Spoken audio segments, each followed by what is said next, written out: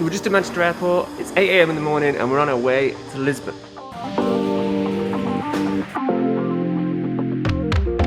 For some, an artist studio is an isolated place, somewhere to daydream and play, cut off from the realities and chaos of the world. For others, it's wherever they make it, the street or sofa, train, plane or taxi, cafe or bedroom, beach, forest or park. Tiago Duarte is that latter kind of artist. Printmaker, publisher, conceptualist and exhibition maker, with a practice focused on ideas first, materials second. Having worked together in the past on a number of projects, I wanted to document some of the stories that have shaped his practice, and specifically the influence the DIY scene of the 90s had on his outlook on making art. Together we took a wander around his hometown of Almada, as he took me on a journey around the backdrops to his youth. From squatted former cod liver oil factories, where he made site-specific exhibitions with whatever material was to hand, to the hidden beaches and empty piers that have become his ever-expanding outdoor studio.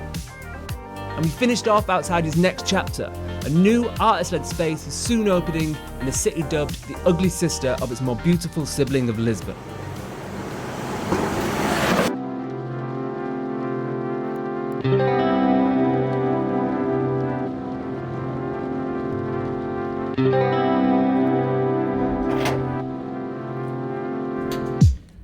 It's a strange thing, like coming back, I think it has to do with like coming back home and the things that you used to do when you were a kid before any concept of like an artistic career or even artwork or just what we used to do when you lived here.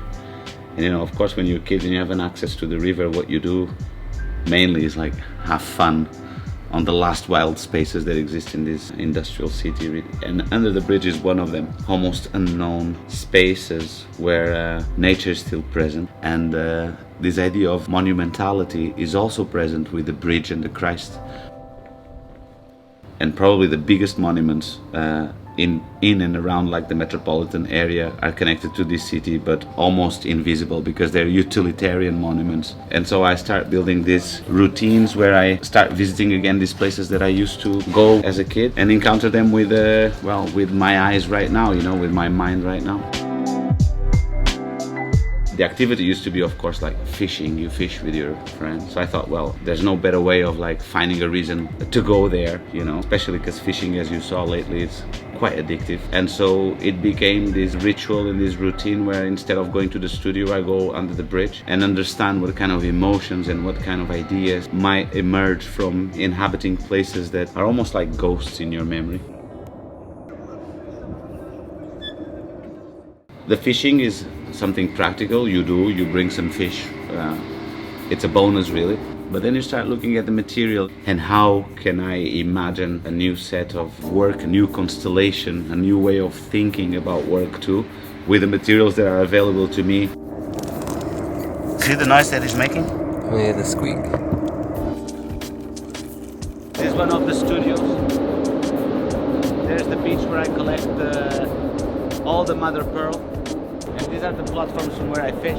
And here's the biggest harmonica in the world, producing this constant hum. And it's a sound that really belongs to this city. This city does not exist without sound. That sound is part of the architecture of this city. And so I've been collecting the sound as well.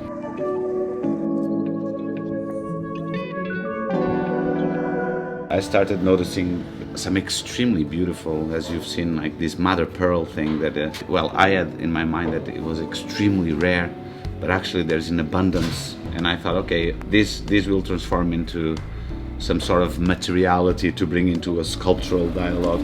So these are the shells that become mother pearl.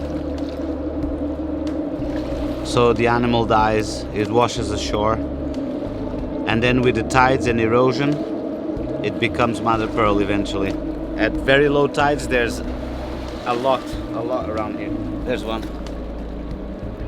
And so in collecting this mother pearl, I also started noticing differences between the mother pearl. Some of them is to be grinded to become some sort of pigment. All these gifts. Fantastic stuff.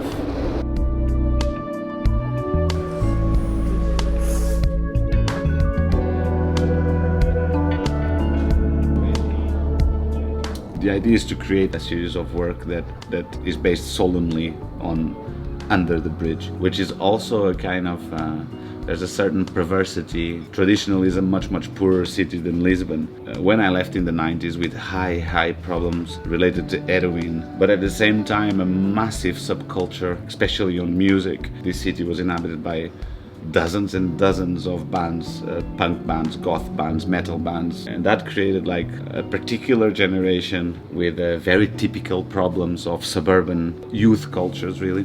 And so Under the Bridge has this homeless or vagabond connotation. Okay, so in the way to the cod liver oil factories, where we made this exhibition in '98 with P, like this PI in English, this French organization of DIY artists, and we occupied a factory along there.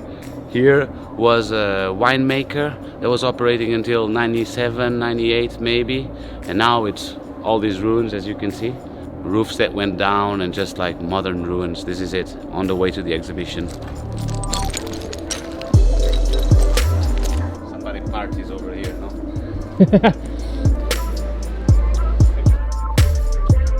So if I'm not mistaken, on this room used to be a theater. Teatro Olho, if I'm not mistaken.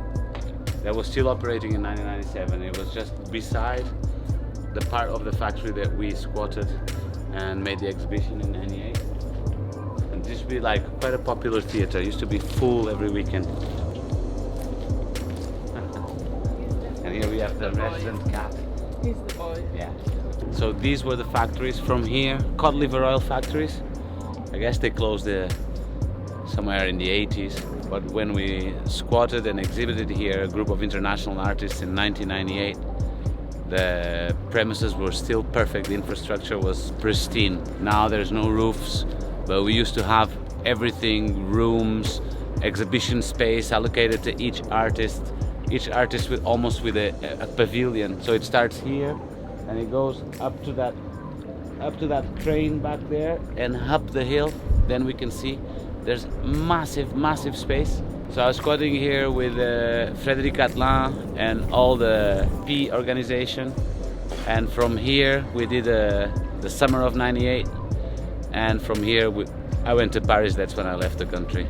So how old were you when you were here? I was 18. Yeah. I was 18 when I squatted here. And I hope that this work kind of brings these memories that are in fact slowly disappearing or transforming, because this city is also suffering from this massive gentrification process that Lisbon is already like completely underway. And soon all these traditions, social and political traditions, will disappear and be just a memory or just a poster or just somebody who has a VHS of some concert.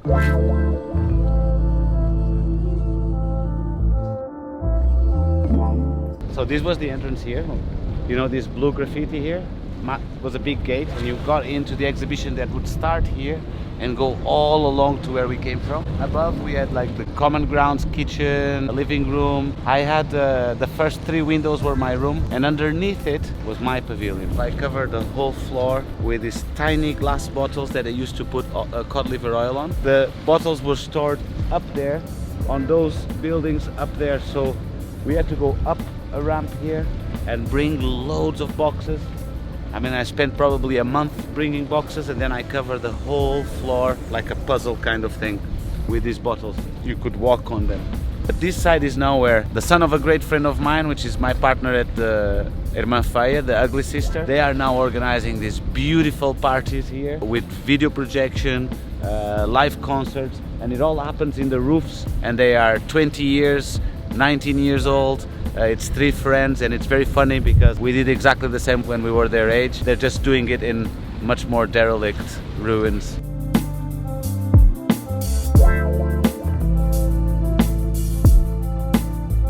We're gonna open a project space here called the Irmã Feia, which translates to the ugly sister. It's gonna open in the next 2 months, and will be the first alternative contemporary art space in the city of Almada. It's a shame you can't see it now because we don't have the keys yet, but next time that you're here, we're gonna show you inside. Okay. That's it, yeah? Yeah.